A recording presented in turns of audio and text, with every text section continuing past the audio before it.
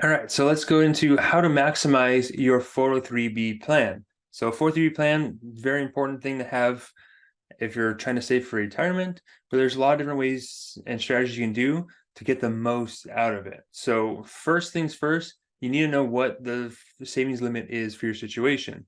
If you're under 50 in 2023, the most you can put in is 22,500. Over 50, you can go up to 30,000. A lot of people forget that you get that bump up in the year you turn 50. So if you turn 50 in November, you can still put $30,000 in that year. You don't have to wait to the following year. So always know what the limit is, and you want to try, if you can, to get as close to the limit as possible. So you want to try to put in more and more if you can afford to do so you can hit those limits. Because remember, once you retire, that's it. You can't put any more money into these things, right? So even if you separate service and your spouse is still working, you still can't put money in these things. So you have to fund it while you're still working. One of the biggest regrets we always hear is, I wish I would have started 403b earlier. I wish I would have put more money in earlier. So don't make that mistake. Start the 403b now and put money into it.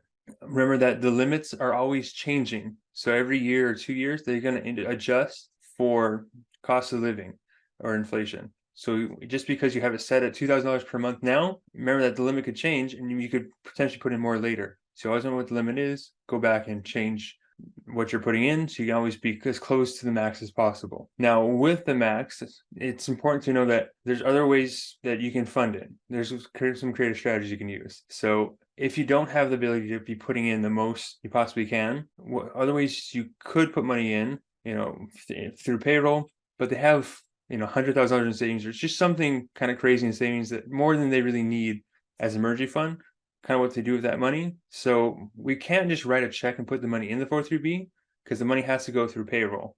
What we could do, there's nothing stopping you from increasing your contribution from $500 up to say $3,000, and then obviously that would reduce your take-home pay, and you would probably have to at that point dip into savings to cover it, and you would slowly deplete your savings over time until you get to a more comfortable level. Then you would just shut it off or reduce it back to that $500 a month you're originally doing. So it's kind of a workaround of how to funnel money from a savings account into the 403b plan. Another strategy you could use is, if there's months you're going to be making more.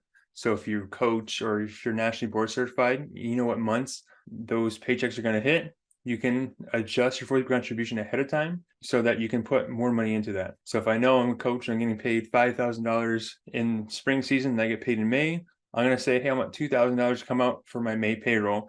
And then you would, in a way, put that extra money into the 403b plan. And then that following month, you just change it back. Remember, 403bs are flexible. You can change them as much as you want as far as contributions go. So make sure you utilize that kind of flexibility. Now, there is another hidden benefit I haven't really talked about, and frankly, I have never ever used it or seen anyone use it before, but it is written in all the 403b plan provisions, and that's what they call the special 15-year catch-up contribution. So the reason I don't really use it, because it really doesn't apply to a lot of people, it's just confusing in general. But basically the rule is, if you work for an employer for 15 years, it has to be the same employer. So if you move from one switch to the other, that kind of resets the whole clock. It can't be 15 years total, it's just 15 years for the same employer. Then you have the ability to make an excess contribution. The lifetime limit is $15,000. The annual limit is a little bit more complicated, but typically it's $3,000 that can be put into this. There are other two provisions that I've read them over and over again, and they're just kind of hard, to kind of grasp how they calculate it. But basically, the rule says there are three ways to calculate it, and it's the lesser of the three is how much you can put into it. So it's either $3,000 or it's the $15,000 limit minus any other catch-up provisions you made in the past, or it's $5,000 multiplied by your service credits minus the deferrals you already made to it. So it's just a lot of math. So for most people, it's that going to be that $3,000 to the max of 15. Oftentimes, though, many people struggle to even hit the full $30,000. So for a lot of people we talk to, we usually don't use this benefit because it's probably easier just to do the max in the 403b, then try to max your DCP, which gives you another $30,000. So most people aren't putting more than $60,000 away between the two programs to even warrant looking into this. But if you're in that case, something you're interested in, feel free to look into it. It's called the 15-year catch-up rule inside the 403b program. Now, the next way to help maximize your 403b is making sure you get the right one from the get-go. If you don't like the one you're currently with, Don't just stick around with it. Go ahead and change it. So there's many different 403B providers. They're all different fee schedules, different investment options. You want to make sure you pick the one that's right for you. So if you're stuck in some annuity that has surrender period, you can always just shut off your contributions. There's nothing stopping you from having 2 or even 3 403B programs. So you can just leave your money at that old provider if you're trying to avoid penalties, and you can just open up a new one at some place you like better. If your school district doesn't offer a provider you like, all you need is 5 people in total in your whole school district to raise their hand and say, hey, we want someone different. And legally, the school district is required to offer that provider. So there are ways to add more options to what you currently have if nothing really suits you currently. Next thing is, once you have that set up, is choosing the investments wisely. Oftentimes people just get defaulted into a target date fund, or they just kind of check a few boxes here and there and kind of guess at it. And that's really not what you want to do when you're putting money away for your retirement. You want to have some kind of strategy and knowing that the money you're actually saving is actually going to be working for you in the most efficient way possible. We don't want to be choosing investments solely based on performance. We don't want to choose investments solely based on fees. We have to kind of look at everything in whole. How is it going to impact me from tax standpoint? How are the fees, the performance, and what risk am I taking on?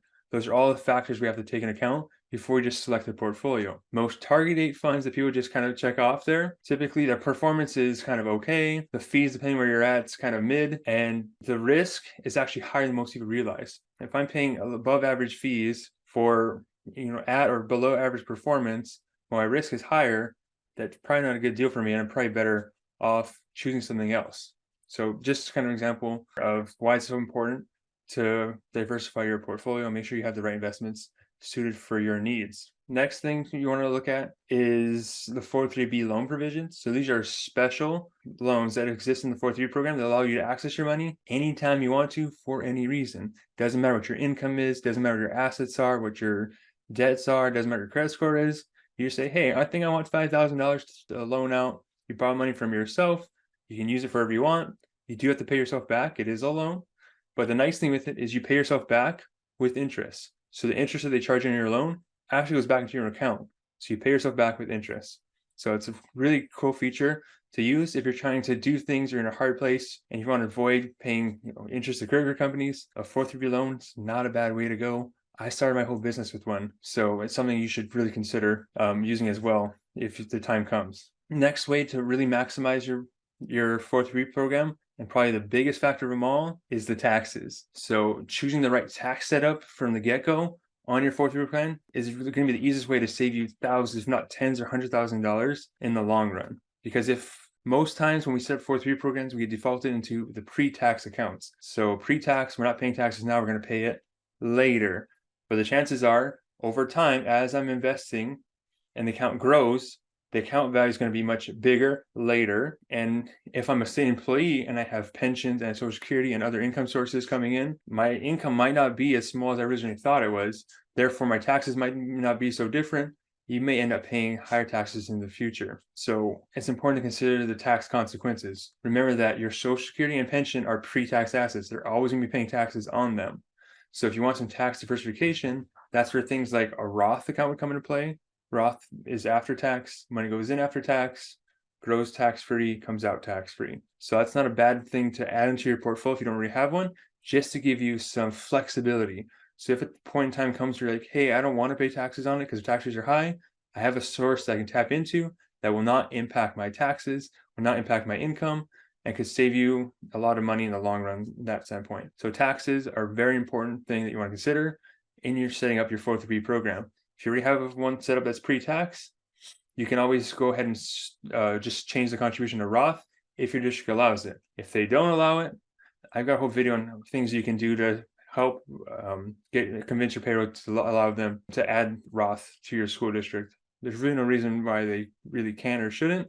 Usually just takes a bit of asking. And the last thing we're going to touch on is fees. We kind of mentioned it a little bit earlier. Fees are important, yes. 403Bs, notorious for high fees, 1.5%, 2% and up. And it's kind of what most 403B plans will charge. Don't let the fee scare you away from getting one. Just because something charged 1% or 2%, just because it's a 1%, 2%, 3% fee, shouldn't deter you from completely using it, because chances are the money you're going to be earning in interest over time plus a tax savings is going to offset that. And 403Bs are short-term vehicles. You use them in your accumulation years while you're working. When you retire, you can always just move it out. You move it to somewhere else with less fees. That's fine. But we've had clients in the past who decided that they didn't like the fees, so they didn't save anything. They just stopped saving. And so money went into their savings account and they earned absolutely nothing the last 3 years, where even after fees, they could have made a lot more money in the 403B program. Heck, if you just look from October of 2022 till the recording of this video here in June of 2023, the market has rebounded almost 20%. And they missed out on all that growth because they didn't want to pay a 1 or 2% fees. So don't let the fee deter you. On the flip side of that, you also don't want to go with the cheapest thing out there, because while you might save money in fees, you could very well be taking on a lot more risk than you want. So a lot of times the media likes to focus on the market, right? The S&P 500. You can pick one at Vanguard for basically nothing. But remember that S&P 500, it's aggressive. It does swing a lot. And there's very few people that can handle the market going down 28% like it did last year. So risk is something you really want to consider in those things. With the S&P 500, while it might sound diverse because I have 500 companies, the top 5% or so of that index actually controls the majority of the price swings. So it's only a handful of companies still calling the shots on most of the swings you're seeing in there. Most of those companies make up for less than 5% of the growth. Even though it might sound like you're diversifying with 500 companies, you're really not. So there's always deeper things to look at besides just choosing the cheapest one out there. All right, hope that give you guys some perspective options on ways you can maximize your 403B plan. If you guys need help getting one set up, or you just want to know what the top 5 ones are, that's all set up. I'll link that in this video right here. I'll catch you guys next time.